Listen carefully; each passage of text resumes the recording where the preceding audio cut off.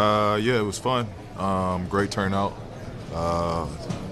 Obviously, basketball means so much here, and I thought you saw it. I've been to quite a few All-Star games, and I will say the energy in here was pretty electric.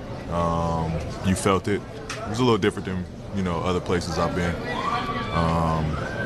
but the fan engagement was great. Again, it's always great being here, playing here, and I had fun.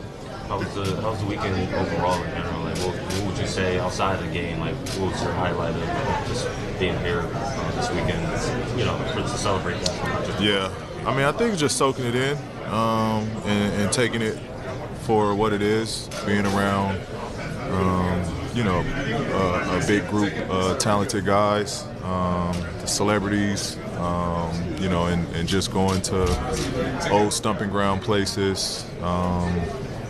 And just seeing familiar faces. I think all of that was it was fun. It was fun catching up with old teammates. It was fun seeing, like I said, old faces, whether we went to eat or went out to events. It was just good to catch up with everyone. Did you feel? What was it like to share it with Kawhi? Yeah, it was great. It was great. I think, when you look back, both of us being healthy and all-stars together, it means a lot. And it's just momentum going into the second half. Did you feel the love, the warmth from the people here? You were a big part of their life for a long time. Yeah, I definitely cherish the one-on-one interactions that I had yesterday, this morning. It was great. There was a lot of kids that looked up to me during that 7-year stretch that I was here, and it meant a lot to them. And they thanked me for my time here. Which I was, extremely appreciative of. But, it was fun. I did miss the time when I was here. It was great basketball with a great group that I played with. And, I wish we could have bottled that time and stretched that time out even more. Well, earlier today, I was talking about how much he doesn't have many years left in the league. How much do you cherish these opportunities, All-Star games? Where there's no pressure, you're just having fun out there, especially with a guy like him who's done so much with me for so long. A guy like who? LeBron. Yeah, I mean, he's he's a living legend. He's a living legend. And I think all of us are still amazed, just with his longevity and still, I mean, it's not like he's getting voted in because he's the oldest in the league or, we're feeling sorry for him or something like that. Like, he's a starter. And so it's extremely impressive at his age to continue on, the journey of just leading the league, uplifting the league, and being the face of the league. And so you don't take it for granted. I sure don't know how many more I'll have. We don't know how many more he'll play. And so for every year to be out there with him, it's special for me. What to your? Yesterday, he asked the players what was the best team they've seen this season. A lot of them said, is there a sense of responsibility, like coming back to this the second part of the season for you guys, just to keep competing and maybe finish first in the West? Yeah, but I mean, I don't think that's pressure that we only have. I think you look at teams that really have high expectations of winning. I mean, that's the pressure they all have. We all have that pressure of coming back, playing well the second half, and seeding ourselves where we want to be. But of course, we want to be highly seeded. We want to be one of the best teams. We want to be playing our best in the second half. And but yeah, I don't think it's no added pressure to it. What is the part of the first half of the season for you guys? I think the six-game losing streak.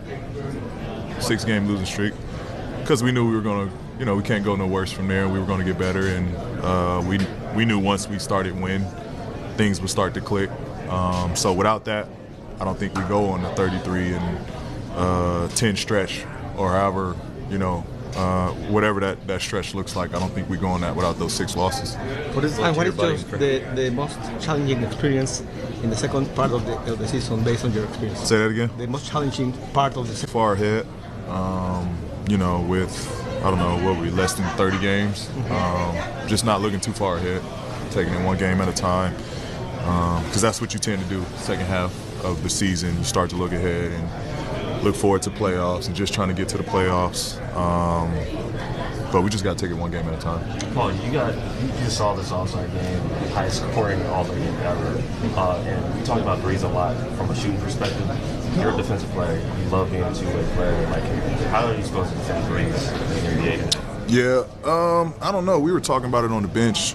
You know, we want to be competitive. We want to make this game competitive. It's just, I overheard Brian talking about it, and it's just like, how do you do it when everyone on the court is skilled?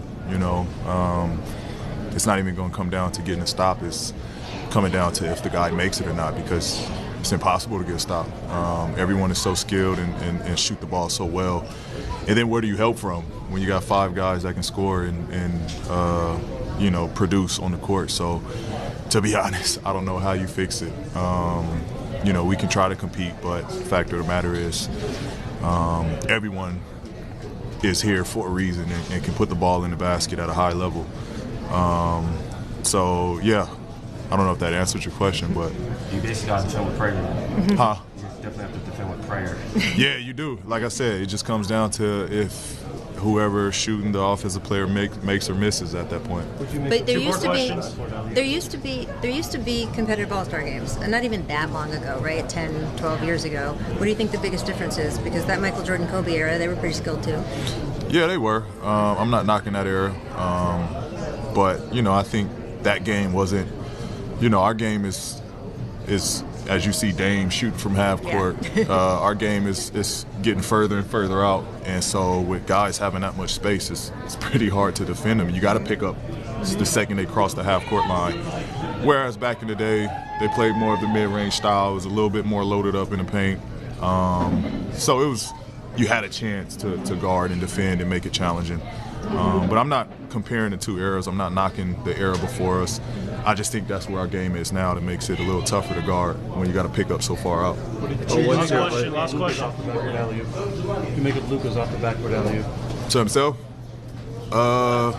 It's bouncy. Luka's bouncy. I think he did. That was Luka magic. I think he did that on purpose. The cheers you got when you were introduced today, I know you haven't always gotten that for the last couple of years. What was that like, just feeling that from this crowd? Yeah, I mean, hopefully it boiled over. You know, hopefully it boiled over. We both can respect the time that we had together, the relationship that we had together.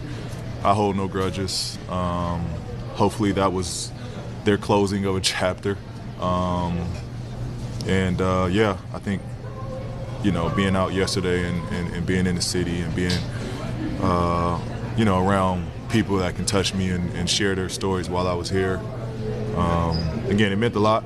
And I think those interactions helped me, you know, just feel better and understand that I think people have gotten over the bad times. But, you know, if they only knew I was only trying to make the team as good as I could.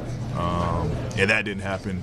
And so it was just, I felt it was my time to go. So if they only knew I was fighting for them more so than wanting to leave them stranded, then it wouldn't have went as bad. But again, I enjoyed the time here. It's good that, you know, both sides can kind of, you know, I guess dust our hands and walk smooth away. Thanks, Paul. Thank you. Appreciate you guys. Thank you. Yeah, thank you. Hey. Yes, sir.